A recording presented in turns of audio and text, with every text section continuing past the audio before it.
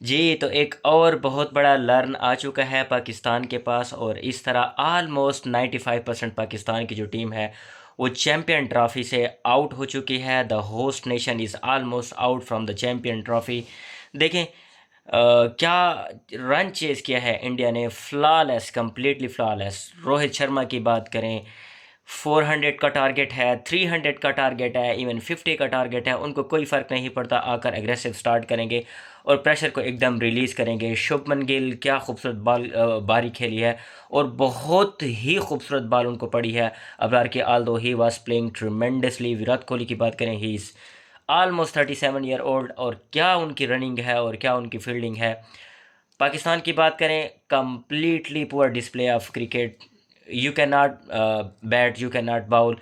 Bowling की बात करें तो सत्यानाश मारा हुआ है, पेस पर पेस, पेस पर पेस। शाहीन शाह अफरीदी की बात करें तो 8+ की इकानमी से आपको रन्स पड़ रहे हैं। हारिस रऊफ़ की बात करें तो आपको 8+ की इकानमी से रन पड़ रहे हैं। कोई पुरसान हाल नहीं है। आप बाबर आजम को कप्तानी से हटाते हैं, फिर उसके बाद शाहीन शाह अफरीदी को लेकर आते हैं, देन एक मंथ के बाद फिर शाहीन शाह अफरीदी को हटाते हैं, फिर बाबर को लेकर आते हैं, फिर बाबर को हटाते हैं। This is not gonna be work.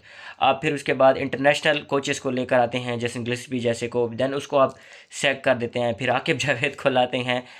And then look at the bowling line up of India. उन्होंने कितने स्पिनर को यूटिलाइज़ किया, उनके पास कितने ऑप्शंस थे। आप खुशदिल शाह को और सलमान अली आगा को एज अ परमानेंट बेस पर जो है स्पिनर कंसिडर कर रहे हैं, ऐसा नहीं हो सकता। कैचेस पर कैचेस आप ड्रॉप कर रहे हैं, आपकी कैच जो एफिशिएंसी है वो 50% है।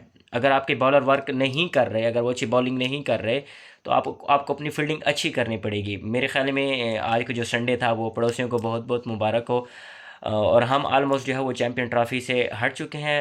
अब आई थिंक सोचना होगा कि वेयर वी आर स्टैंडिंग। मेरे ख्याल में बैक टू 20 ईयर्स बैक जो है हम क्रिकेट खेल रहे हैं, 1992 वाली क्रिकेट खेल रहे हैं, जहाँ पर जगह बनाई जाती थी। आपको जो है ना बॉल बॉल जो है वो वेस्ट करना पड़ते थे। Look at the cricket of India, how they are playing, they are almost playing run balls.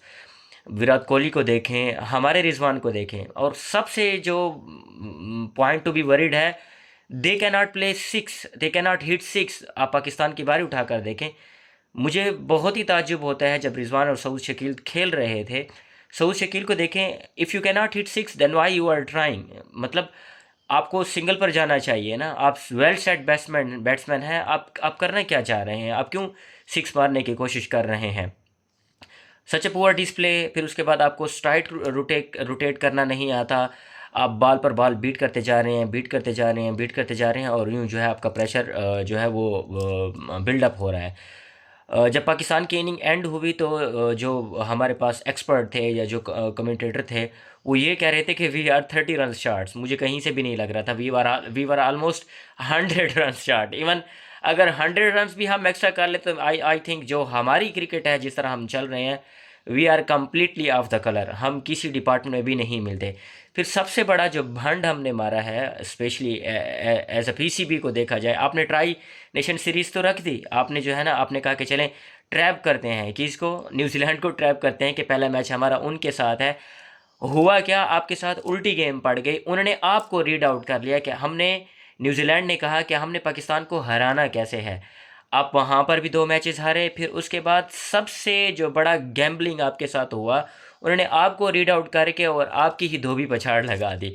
तो ये होता है whenever you are not honest with your country. Look, we Pakistani are struggling in each and every department, like we are struggling in economy, we are struggling in cricket, and we are struggling in each and every department.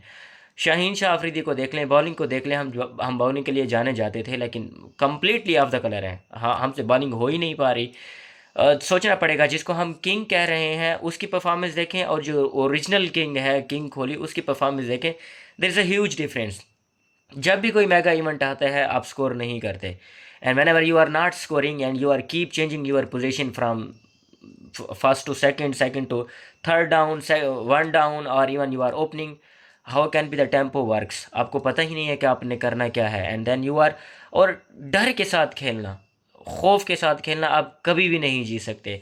तो many many congratulation to India. मेरे ख्याल में इस वक्त जो favourite लग रहे हैं वो आई थिंक 3 टीम, जो इस वक्त जो 3 टीम्स हैं वो बिल्कुल ऑब्वियस हो चुकी हैं। एक न्यूजीलैंड है, एक इंडिया है एंड एक ऑस्ट्रेलिया है। लेट्स सी उधर से साउथ अफ्रीका आती है या नेक्स्ट कौन सी टीम आती है, इंग्लैंड आती है। मुझे नहीं लगता कि इंग्लैंड आने वाली है। आई थिंक वहाँ से ऑस्ट्रेलिया और साउथ अफ्रीका ही आएंगे, और जो मैक्सिमम चांसेस हैं वो इंडिया के और न्यूजीलैंड के ही हैं जीतने के।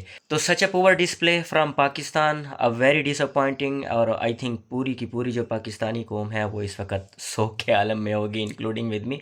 ऑफ कोर्स इट्स हर्ट, दिल दुखता है जब आप पूरा का पूरा दिन इन्वेस्ट करते हैं क्रिकेट के अंदर and then at the end of the day कोई नहीं, it's okay, it's been done. But आप जब एक ही चीज़ को रिपीट कर रहे हैं, कभी आपका चेयरमैन चेंज हो रहा है, कभी आपकी कैप्टेंसी चेंज हो रही है, कभी आपका जो है कोच चेंज हो रहा है, जब आप फेयर नहीं होंगे, क्रिकेट के साथ फेयर नहीं होंगे, जब आप प्लेयर्स के साथ फेयर नहीं होंगे, then how it's gonna be work.